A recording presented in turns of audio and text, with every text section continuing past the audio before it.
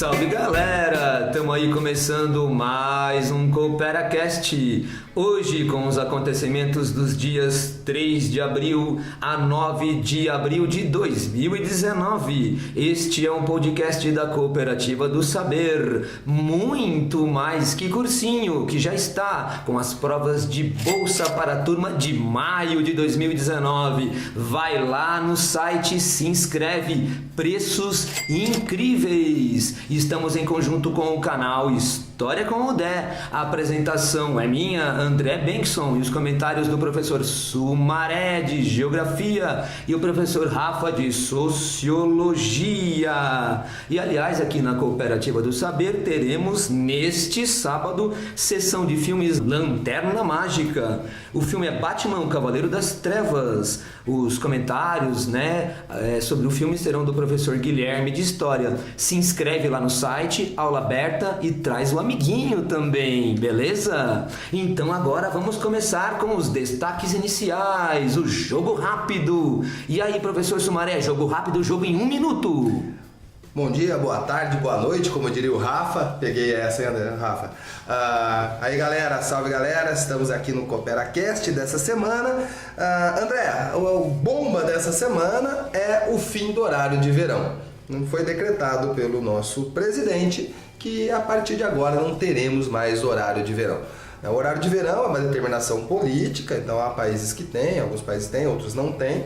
A duração desse horário de verão também, determinação é política, alguns têm, outros não têm. Porém, qual que é a regra e o que pode estar vinculado com o vestibular, galera? O horário de verão ele é funcional em maiores latitudes. Então, no caso do Brasil, o norte não tinha horário de verão, a parte centro e sul tinha horário de verão, porque a economia de energia é proporcional à sua latitude. Quanto maior a latitude, maior a economia. O argumento utilizado pelo presidente para eliminar o horário de verão esse ano é que estamos economizando menos do que se economizava anteriormente.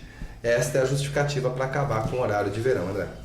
Perfeito, Sumaré. Aliás, só dizendo que a distribuição, Sumaré, a distribuição da energia ela é privada, Então, quanto menos economizar, melhor para eles, Então, mas a discussão no Facebook e no Twitter atualmente eu gosto do horário de verão, eu não gosto do horário de verão. Eu gosto de acordar cedo, eu não gosto de acordar cedo. Eu gosto de chegar em casa com um dia, não gosto de chegar em casa com um dia. E essa questão econômica fica meio de fora. Perfeito. Mas aqui no CooperaCast a gente fala que existe uma coisa chamada lobby, Professor Rafa, de Sociologia, e aí, tudo bem? Salve galera, salve professor André, professor Sumaré, bom dia, boa tarde, boa noite para você que está nos ouvindo aí no CooperaCast. O meu destaque da semana é a troca do ministro da Educação. Semana passada, após a traulitada que ele levou no Congresso, o ministro Vélez foi defenestrado pelo nosso querido presidente Jair Bolsonaro, e em seu lugar, outro aluno de Olavo de Carvalho foi indicado como ministro da Educação. A análise de conjuntura rápida que nós fazemos, nós como professores, é que 6 por meia dúzia nesse momento. Ainda não dá para perceber uma mudança significativa no Ministério da Educação. O novo ministro ele tem carreira no setor privado, ele não tem dentro do seu Lattes, dentro do seu currículo acadêmico, nenhuma pesquisa, nem nada relacionado com educação, então a gente não vê mudanças significativas. Nós saímos de um ministro que não tinha nada a ver com educação e caímos num ministro que também não tem nada a ver com educação. Perfeitamente, Rafa, no seu jogo rápido, no seu jogo em 1 minuto. E agora vamos começar com os destaques do nosso programa, com os assuntos dessa semana, E eu, como sempre aqui nesse programa, estou abrindo o meu baú da história, Abrindo o baú da história, eu estou vendo aqui que no dia 3 de abril de 1948, o presidente dos Estados Unidos, o Truman, Harry Truman, assinou o Plano Marshall, que autorizou 5 bilhões de dólares em ajuda para 16 países, Lembrando que teve a Segunda Guerra Mundial, houve toda aquela destruição da Europa, E os Estados Unidos ali, como emerge junto com a União Soviética como as potências mundiais, resolve então mostrar o seu poder à Europa, já bancando a reconstrução, pelo menos do bloco ocidental, né, do bloco que ele comandava, né, os Estados Unidos. Agora, também no dia 4 de abril de 1949, 12 nações assinaram o Tratado do Atlântico Norte, dando origem à Organização do Tratado do Atlântico Norte, a famosa OTAN, né? OTAN. E aí, pensando em Plano Marshall e OTAN, nessa semana, exatamente no dia 3 de abril, o secretário-geral da OTAN, né, o senhor Jens Stoltenberg, disse a congressistas norte-americanos que não quer uma nova Guerra Fria com a Rússia. Professor Sumaré, o cara lá da OTAN, disse que não quer uma nova Guerra Fria com a Rússia. Pois é, professor André, esse discurso foi aí numa convenção, uma conferência de comemoração, né, do aniversário de 70 anos da criação da OTAN. Guerra Fria, né, com a Rússia. Então vamos falar um pouquinho da Guerra Fria. OTAN e Plano Marshall são dois elementos muito significativos da Guerra Fria. Então aí você vestibulando, se atenta aí. Quando fala de Guerra Fria, a gente sempre fala de bipolaridade. Então é sempre interessante você pensar. Se tem uma coisa do lado ocidental, do lado dos Estados Unidos, o que eu tenho como paralelo do lado oriental, do lado da União Soviética? A gente pode fazer um paralelo da OTAN, Organização do Tratado do Atlântico Norte, que seria tipo um exército do bloco capitalista, com o Pacto de Varsóvia, que seria tipo um exército do bloco socialista. O Pacto de Varsóvia ele foi dissolvido, ele acabou um pouco antes aí do fim da União Soviética. Então o Pacto de Varsóvia ele acaba com o fim da Guerra Fria, a OTAN continua existindo. E o Plano Marshall também dá para a gente fazer um paralelo. Esse é um pouquinho mais obscuro, um pouquinho menos óbvio, mas dá para a gente relacionar, pensar que o Plano Marshall é um plano econômico, certo, professor André? Corretíssimo. Uma ajuda econômica, certo, professor André? Sim. Então o que a gente pode pensar do lado socialista com um paralelo a isso? A gente tinha o Comecon. O Comecon que era uma espécie de plano quinquenal combinado, onde os países socialistas, olha que bonito o termo, os países socialistas se juntavam e faziam um plano quinquenal combinado. Então cada um ia ver o que produzia, o que tinha como excedente, e aí poderia passar esse excedente para os coleguinhas. O país do bloco socialista que tinha excedente era a União Soviética. Então, em última instância, era a União Soviética fazendo o apoio com esses produtos para os coleguinhas. O exemplo mais utilizado em questões de vestibular é a parceria União Soviética-Cuba. Enquanto a União Soviética enviava petróleo e gás natural para Cuba, Cuba enviava açúcar para a União Soviética. Então, é uma boa análise aí do que era esse Comecon.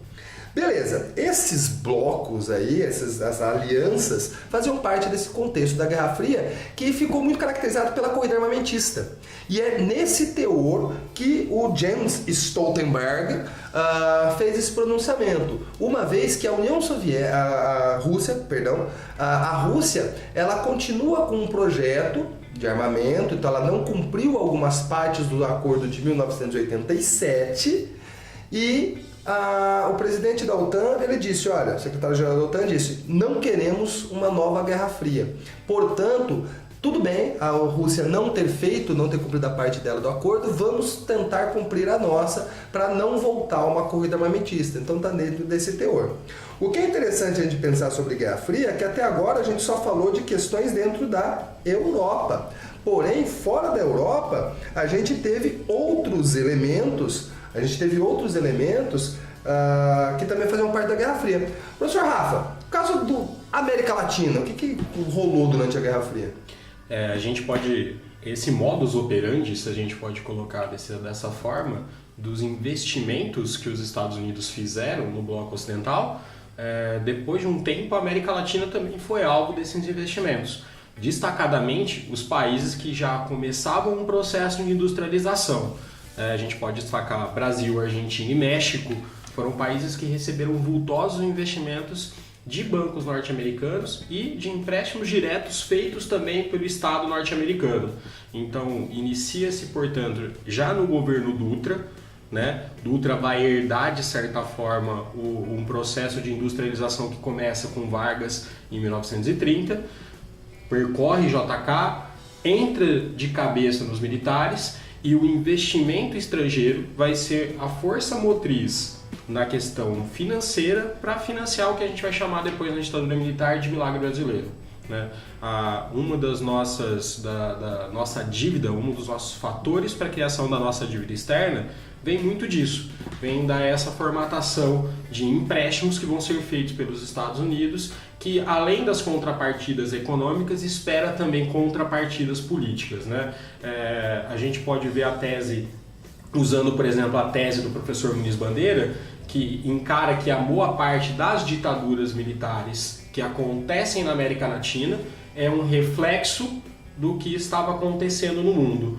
Quando nós temos a Revolução Cubana em 1959 e depois a associação de Cuba com a União Soviética a partir de 1961, vários golpes de Estado vão eclodir na América Latina. Nós vamos ter o caso do próprio impedimento, a tentativa do impedimento do presidente João Goulart no Brasil. Nós vamos ter golpes na Guatemala, nós vamos ter golpes na Argentina, nós vamos ter golpes no Uruguai e até 1964 nós temos, né, portanto, a implantação da ditadura latino-americana, a ditadura militar no Brasil. Portanto, nós temos essa configuração a partir de empréstimos, a partir de um conluio econômico que também se transforma num conluio político. E eu falo América Latina, não usei exemplos de alguns países da América do Sul, mas também a gente precisa lembrar que a América Central, que também havia sofrido, que sofria influência americana desde o final do século XIX, com a política do Big Stick, criado e formatado por Theodore Roosevelt, também tivemos vários desses países da América Central sofrendo com isso. Destacadamente a gente pode lembrar, por exemplo, do presidente Maurício Noriega. Aliás, o Rafa, você falou do Panamá, né? Do Noriega, e eu tô aqui, né? Vocês estão falando, eu fico remexendo aqui no baú da história, né? Então, abrindo o baú da história, e você falou perfeitamente do Noriega lá, ditador do Panamá, eu tô vendo aqui que no dia 9 de abril, mas de 1992, um tribunal federal dos Estados Unidos julgou o ex-ditador panamenho Manuel Noriega. E ele foi culpado por posse de drogas e extorsão. Então ele é condenado a 30 anos de prisão. Então é um caso de um ex-ditador da América Latina. E aí a gente começa a buscar nessas mesmas datas outras coisas similares, né? Por exemplo, no caso do dia 7 de abril de 2009, o ex-presidente do Peru, o senhor Alberto Fujimori, é condenado a 25 anos de prisão por ordenar assassinatos e sequestros por parte de suas forças de segurança. E também, aproveitando esses fatos que são relativos a presidentes, né, da América Latina, ou ex-presidentes na América Latina, no dia 7 de abril de 2018, portanto há um ano atrás, né, o ex-presidente do Brasil, o senhor Luiz Inácio Lula da Silva, foi condenado por corrupção passiva e lavagem de dinheiro. E aí ele é preso pela Polícia Federal em São Bernardo do Campo. Certo, professor Rafael?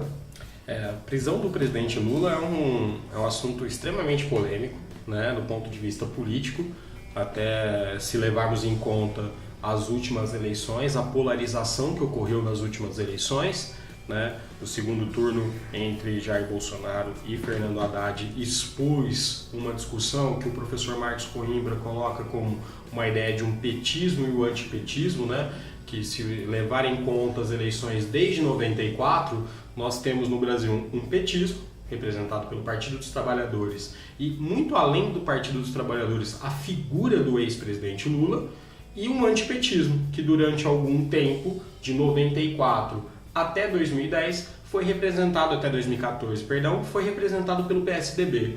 A partir do momento que o grupo antipetista da população começa a escantear o PSDB, vendo que o PSDB não tem força eleitoral para poder abraçar um projeto antipetista, um outsider chega na jogada, trazendo novos elementos, criando, né, um tipo de política baseado em factoides e consegue assumir parte dessa parcela antipetista da população, também se aproveitando de uma situação econômica fragilizada. Então a gente tem nesse movimento das últimas eleições a prisão do presidente Lula, que é uma prisão que tecnicamente ela vai ser questionada por boa parte dos juristas brasileiros pela ausência de provas significativas. O presidente Lula, em quase 300 páginas da condenação proferida pelo juiz Sérgio Moro, não há indicação de qualquer ato de ofício em benefício ao Odebrecht, que supostamente havia feito a reforma do triplex do Guarujá. O presidente Lula vai ser condenado por somatória de indícios, algo que, dentro do nosso histórico jurídico no Brasil, praticamente não há nenhum tipo de similaridade, de casos similares a esse. Então é um movimento que é muito complicado, né? A gente tem um presidente da República que tem relativamente um prestígio relativo, não só aqui no Brasil, mas também lá fora, sendo condenado por um triplex no Guarujá. Triplex, né? No Guarujá. Olha só, Rafa, você está falando em triplex, mas nessa semana aqui, do dia 6 de abril, né? Agora, 2019, nós estamos falando do triplex do Lula, não é isso? Mas tem também o triplex do Temer. Saiu essa notícia essa semana, né, professor Sumaré? Isso, dia 6 de abril saiu essa notícia aí, André. A Lava Jato, ela colocou aí como um dos elementos nos seus autos, né, para a condenação do ex-presidente Michel Temer, a história de um triplex. Sim, parece piada, professor Rafa, mas é um triplex que está no nome, aparentemente, da filha do Temer. Né? Mas aí, assim, acabou de sair essa notícia, então ainda está o pessoal, né, querendo colocar se é verdade ou não, então ainda está nessa discussão. O triplex é do Temer? A guerra de narrativa da Lava Jato é extremamente interessante, né? Como ela utiliza, né, a Operação Lava Jato, ela se utiliza de momentos políticos muito precisos, né? Nós já falamos isso em programas anteriores, né? E também de simbologias também muito precisas. Quando ela fala triplex, parece que o triplex agora virou uma questão simbólica, né? Olha, eu estou condenando o outro por triplex, viu?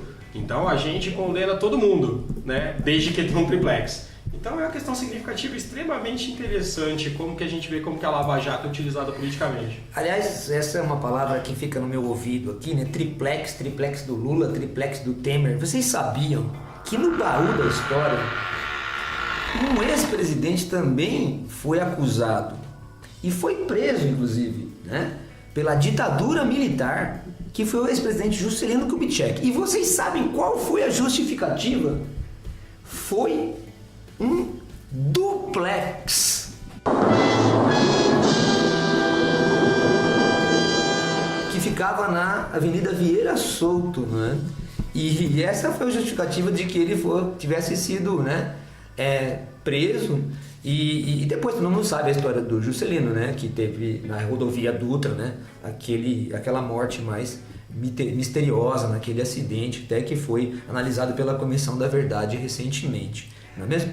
Falar desse acidente, né, falar de uma morte de acidente de um ex-presidente, no dia 6 de abril de 94, nós temos um acidente também que até hoje ninguém sabe o que rolou direito, ninguém assumiu, mas com um avião.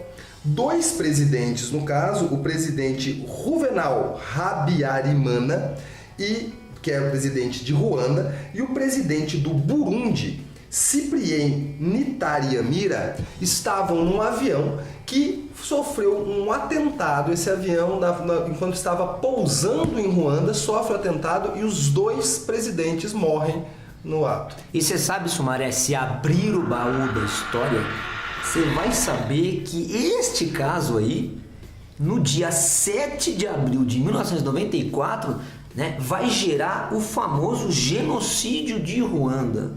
Não é? O massacre dos Tutsis começa, né, em Kigali, na Ruanda. em Ruanda, né? Isso gera assim um genocídio imenso, gerou até filmes, né? Aquele famoso Hotel Ruanda. É uma situação assim bastante complicada que rolou lá em 1994. E daí, gente, dá para ficar no baú da história olhando vários casos, né, que são relativamente similares a esse em relação a massacres, né? Como, por exemplo, a gente pode pensar lá no dia 7 de abril de 2011, né, um massacre em escola deixa 12 crianças e o atirador morto, não é? E os atiradores mortos no Rio de Janeiro. Tem também no dia 3 de abril de 2017 uma bomba que explode no sistema de metrô de São Petersburgo, matando 14 pessoas e ferindo várias outras. No dia 7 de abril de 2017, portanto há 2 anos atrás, um atentado em Estocolmo mata 5 pessoas e fere outras 15. Então a lista, gente, é uma lista grande. Nós podemos até colocar outros, como por exemplo no dia 9 de abril de 2017, que aconteceram os atentados, né, no Domingo de Ramos, em igrejas coptas, especialmente lá no Egito, né, em Alexandria. Tem até no dia 3 de abril de 2018 um tiroteio na sede do YouTube, gente. Você está escutando, né, muitas vezes esse nosso podcast no canal História com André no YouTube. Saiba que no dia 3 de abril de 2018 teve um tiroteio na sede do YouTube, não é? Então são assim várias situações. Se você voltar no baú da história até um pouco mais, situações bem interessantes, como por exemplo o dia 6 de abril de 1793, ou seja, durante a Revolução Francesa, né, você teve a formação do Comitê de Salvação Pública, que na verdade torna-se o órgão mais importante da Revolução Francesa, mais que a Assembleia Nacional. E aí o Robespierre e outros, como Saint-Just, começam então a formar aquele momento que foi o período do terror, né? Começou então aqueles guilhotinamentos em massa, né, durante a Revolução Francesa. Por exemplo, no dia 4 de abril de 1925, formou a SS na Alemanha, né, aquele órgão repressor do movimento nazista. No dia 7 de abril de 1943, tem o Holocausto na Ucrânia. Não é? Alemães ordenaram que 1.100 judeus se despissem e marchassem pela cidade até a aldeia vizinha, onde eles foram fuzilados e enterrados em valas. Então, gente, é uma lista imensa dessas questões de genocídios e tudo mais. E aí, concluindo tudo isso que eu estou falando com todos vocês, no dia 3 de abril, né, desta semana, o Flávio Bolsonaro, que é o filho do nosso presidente, que estava em visita, não é isso, a Israel, acabou respondendo pelo Twitter, né, a um comunicado que o Hamas fez sobre a viagem do Bolsonaro, dizendo que queria que o Hamas explodisse. Professor Sumaré, me explica isso, por favor.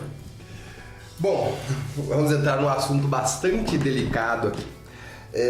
Eu até fiz um textão no Facebook, né, nesse momento, quando rolou isso aí. Né? A declaração do Bolsonaro, o Twitter do Bolsonaro foi exatamente isso. O Hamas que se explodam. Né? Fazendo alusão à ideia do homem-bomba, fazendo alusão à ideia do terrorismo islâmico. Bom, primeiro vamos colocar alguns pingos nos is aqui, professor. Primeiro, o Hamas não é um grupo terrorista. Né? O Hamas é um partido político. É um partido político radical, extremista, mas é um partido político. Partido político que foi criado em 1987 e está vinculado dentro da criação da Autoridade Nacional Palestina, que fazia parte do Acordo de Oslo. E aí, esse Acordo de Oslo, que vai ser um acordo de paz já citamos aqui em um outro programa, que é um acordo entre Israel e Palestina para a criação do Estado palestino, mediado pelo presidente Bill Clinton na época. Dentre os partidos políticos que surgem, a gente vai ter 2 partidos principais, o Fatah, que também nasce de um grupo de origem com ações terroristas, que vai ser um partido mais conservador, mais próximo de Israel, e o Hamas, que é um partido mais radical e extremista. Um mais focado, mais centrado na Cisjordânia, ou mais centrado na faixa de Gaza. Existem vários outros partidos políticos. Tá? Então o Hamas não é Palestina. Então a gente se refere ao Hamas, o Flávio Bolsonaro se referiu, e eu vi galera da esquerda fazendo comentários nesse estilo, né? E gente da esquerda de nome, tá? Não estou falando os professores do CooperaCast, né? Então a gente teve, por exemplo, o Anderson França, que é um influenciador digital, ele é um cara que escreve textos e é bastante seguido. A Manuela Dávila, que foi candidata a vice-presidente na chapa do Haddad. O Ciro Gomes, que foi candidato a presidente. Então, assim, pessoas que têm um respaldo aí da esquerda fazendo essas confusões. Então, vamos lá. Primeiro, o Hamas é um partido político. Segundo, ele não é a Palestina. Ele é um partido político. Tem outros partidos políticos. Terceiro, e esse é o que eu acho mais grave, a gente costuma utilizar a expressão xiita para se referir a radicalismos. O Hamas é sunita, né? Então boa parte dos grupos que a gente vê como grupos mais radicais são grupos sunitas e não xiitas. Então uma confusão aí também. E outra, nem todo país árabe apoia o Hamas. Né? O Hamas ele não tem apoio de todos. A Arábia Saudita não apoia o Hamas. Né? Então fazer essa confusão de jogar todo o bloco dos países árabes como uma coisa só é bastante complicado.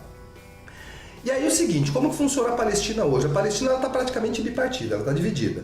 Então uma parte da Palestina, que é a Cisjordânia, permanece sob o controle da reconhecida Autoridade Nacional Palestina, que é o Fatah. E a faixa de Gaza sob o controle do Hamas. Quando que aconteceu esse problema? Em 2006, o Hamas venceu a eleição. Ele vence a eleição majoritariamente, então ele passaria a controlar a Autoridade Palestina pela primeira vez. Isso gera um conflito que ficou conhecido como Batalha de Gaza. Israel apoia o Fatah nessa batalha e aí você tem um racha, Cisjordânia fica com o Fatah, Gaza fica com o Hamas. E só para finalizar essa questão de terrorismo, vamos lá, olha só. Pegado o baú da história do professor André, no dia 9 de abril de 48, olha a notícia. Combatentes do Irgun e do grupo paramilitar Lehi. Irgun e Lehi são dois grupos paramilitares sionistas. Esses dois grupos atacaram Deir e Yassin, que era uma vila palestina perto de Jerusalém.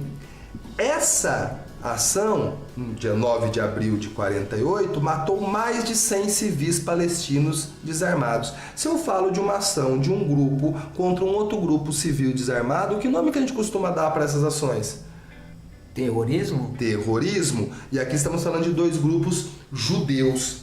A gente tem o caso do IRA, que é um grupo terrorista católico, que se encontra na Irlanda do Norte. A gente tem o caso do Movimento 969, que é um grupo terrorista budista em Myanmar. Budista, professor? Budista. A gente tem o caso dos Tigres de Tamil, que é um grupo de terrorista hindu no Sri Lanka. Então, vincular terrorismo e islamismo é uma quantidade de um preconceito, é uma quantidade de colocar questões que não estão dentro dessa questão.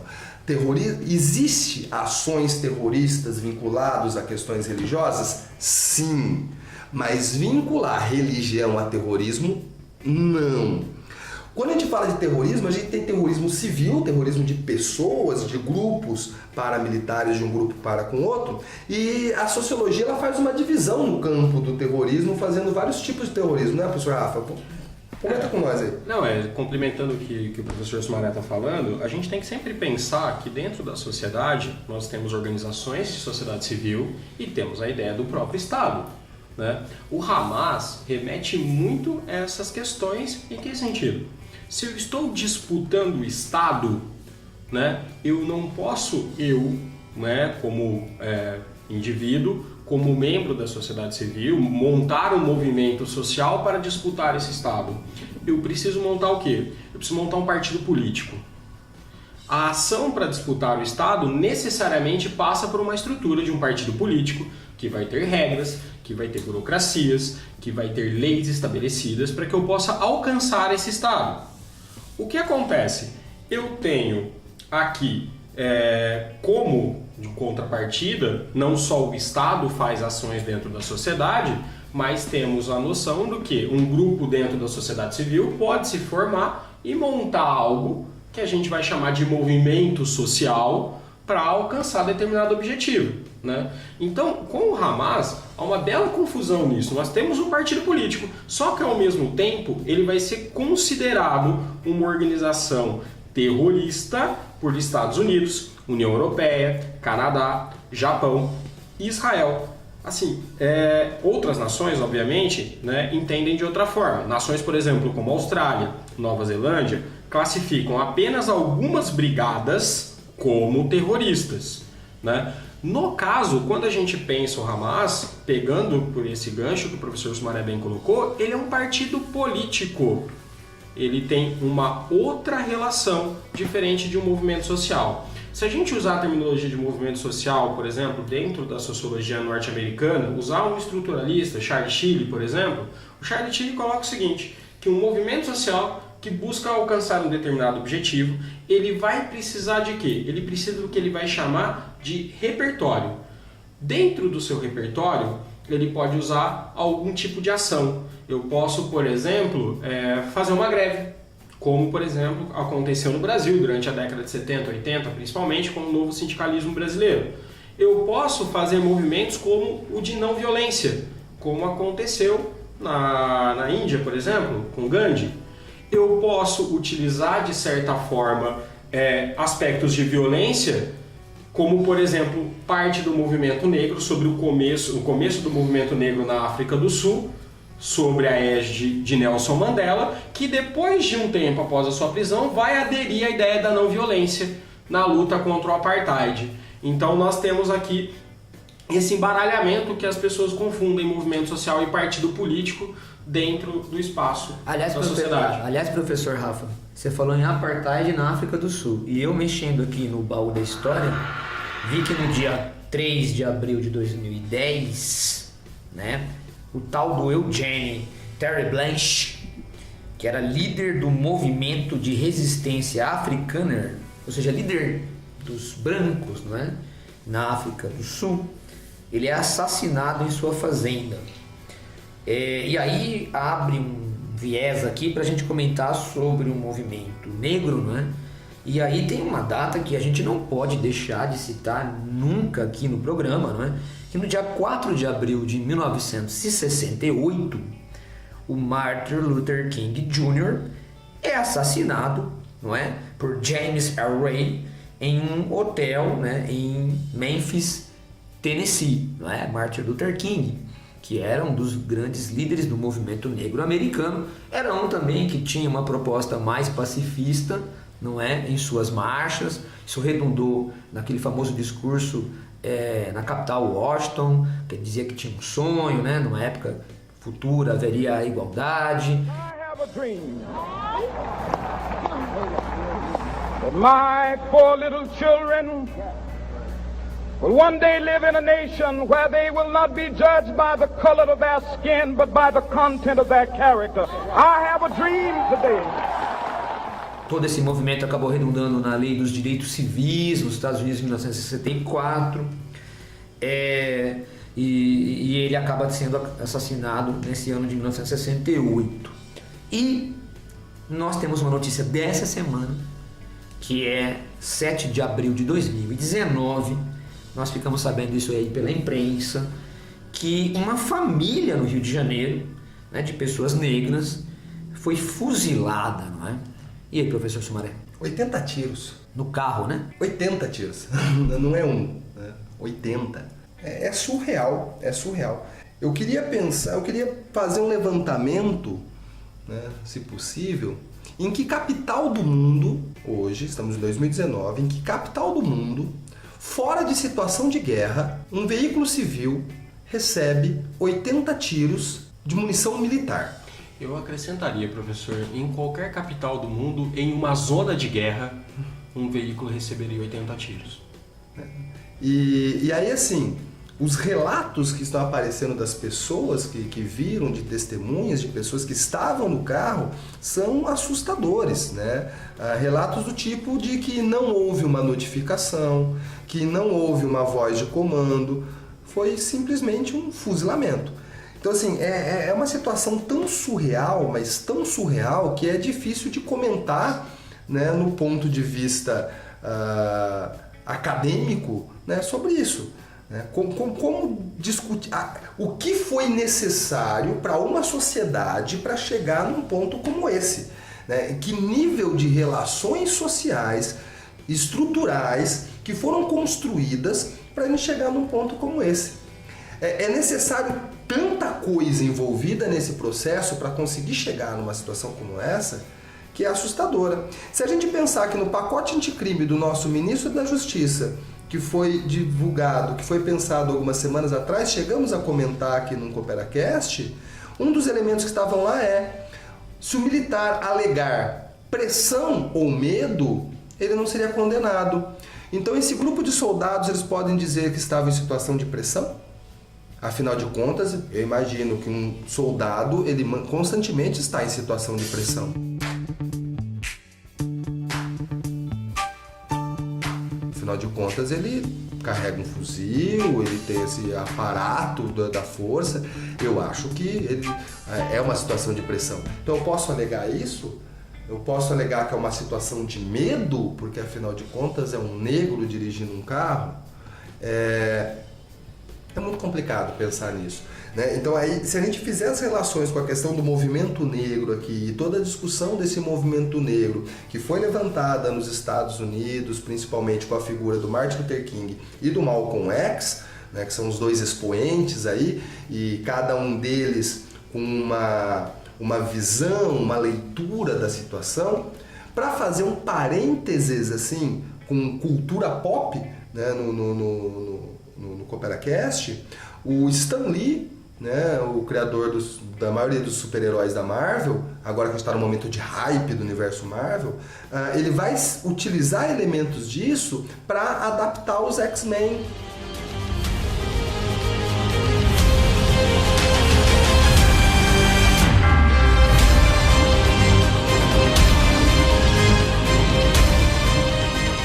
Os X-Men que surgiram nos anos 60 não tinha nenhum vínculo com essa discussão, porém, pós-final dos anos 60, o Stan Lee vai colocar elementos disso, mudando características de personalidade do Professor Xavier e do Magneto, colocando elementos do discurso do Martin Luther King no Professor Xavier e elementos do discurso do Malcolm X no Magneto. É quando o Magneto ele deixa de ser um vilão da forma clássica dos quadrinhos e passa a ser essa figura de a hora você defende seu posicionamento, ora não. Coisa que pode se levar, né, a questão do Malcolm X, né, que defendia ações violentas, assim, como resistência e etc. Mas uma coisa é você ter ações violentas como resistência, outra coisa é uma violência por violência. E aí, professor Rafa, como você lê essa situação? Eu leio muito puto essa situação, porque o que a gente enxerga no universo pantanoso de redes sociais, por exemplo, é que quando sai a notícia, o exército dá uma nota alegando que eram criminosos. E as pessoas comentam que eu vou acreditar no exército e não vou acreditar na palavra das pessoas que estavam envolvidas. A gente está pensando, quando que você pensa na sua casa, fala assim, não, o exército vai ter que atirar mesmo. Vamos pensar o seguinte, para que serve força militar, as forças armadas de um país? Dizem que ela existe pra ajudar, dizem que ela existe pra proteger. Eu sei que ela pode te parar, eu sei que ela pode... Antes de você ver com qualquer senso comum na sua cabeça, forças armadas, elas servem para proteger o Estado, para proteger de um inimigo externo. Se a gente for invadido, a gente tem um exército que nos serve para proteção. É um organismo do Estado que serve para proteger o Estado dos seus inimigos. Quando você tem uma polícia, essa polícia serve para a manutenção da ordem. Dizem pra você obedecer, dizem pra você responder, dizem pra você cooperar, dizem pra você respeitar. Uma ordem construída dentro dessa porra de Estado democrático de direito que dizem que a gente vive. O que acontece quando o exército assume um papel de polícia? Ele é treinado para defender do inimigo. Só que o inimigo não está sendo construído fora, ele está sendo construído dentro da sociedade. E quem é o inimigo que está sendo construído dentro da sociedade, que é construído dentro da sociedade? É todo aquele que não se parece com essa coisa que inventaram que hoje chama-se cidadão de bem. Então, quando eu uso o exército para fazer segurança pública, o que vai dar? Já avisei que vai dar merda isso. Vai dar merda, como deu. O cara vai pegar e vai fuzilar uma família porque ele ouviu no rádio que havia um sedã branco com assaltantes passando pelaquela região. Ele não tem treinamento para isso. E aí a gente tem uma barbárie como essa acontecendo e o pior, pessoas naturalizando essa notícia. É uma das coisas mais terríveis que a gente já falou nesse programa desde que a gente começou a gravar. Já confundiram o carro, já confundiram a furadeira, já confundiram o celular, já confundiram o guarda-chuva, mas o mais curioso em todos esses casos isolados é que a cor da pele nunca confundem. A carne mais barata do mercado é a carne negra.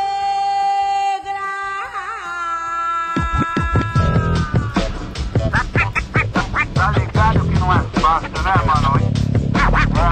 Se liga aí. A carne mais barata do mercado é a carne negra. A carne mais barata do mercado é a carne negra. A carne mais barata do mercado é a carne negra. A carne mais barata do mercado é a carne. É impressionante, né, como esses casos isolados, quando a gente vai ler esses casos isolados, como as notas oficiais costumam chamar, nós estamos falando de negros, e geralmente negros periféricos. Né? Então, existem alguns autores que inclusive levantam isso, né, que estamos passando por um genocídio institucionalizado da população negra marginalizada no Brasil. Um exemplo que podemos levantar é o caso da Marielle Franco, que até agora não se avança e o delegado foi retirado e coisas estranhas acontecendo. Gente, estamos aqui caminhando para o final do programa e estamos num momento tenso aqui, né? Mas vamos tentar deixar agora um momento um pouco mais tranquilo, porque a gente tem aquela nossa famosa sessão, não é isso? Se liga no vestibular, professor Sumaré. Aí, galera, vamos falar de vestibular, né? Vamos tentar falar vou tentar dar uma mudada no assunto aqui. Seguinte, galera, a isenção do Enem vai até 11 de abril, tá acabando. Então corre, se você ainda não pediu a sua isenção, está dentro das características de isenção do Enem, vai até 11 de abril. Segunda coisa, as inscrições que estão rolando. Como na semana passada eu acabei falando um monte de universidade muito rápido, eu acho que fica difícil da galera pegar. Então o que eu resolvi fazer? Eu vou só citar as universidades que têm inscrição rolando, mas que estão com inscrições prestes a expirar. Beleza? Então nós temos 4 instituições. Nós temos o Instituto Federal Fluminense, a Universidade Estadual de Goiás, que são vestibulares gerais, e aí especificamente para medicina, vestibulares de medicina. A gente tem a Faculdade Ceres de São José do Rio Preto e a Universidade Municipal de São Caetano do Sul. Então 4 universidades aí com inscrições para expirar, dá uma olhadinha aí. Valeu, Sumaré, se liga aí, né, vestibulando. Agora vamos para a sessão do Interação com o nosso ouvinte. Nós recebemos aqui o recado da GS Ferraz, que recomenda nosso podcast, que acha ótimo o conteúdo.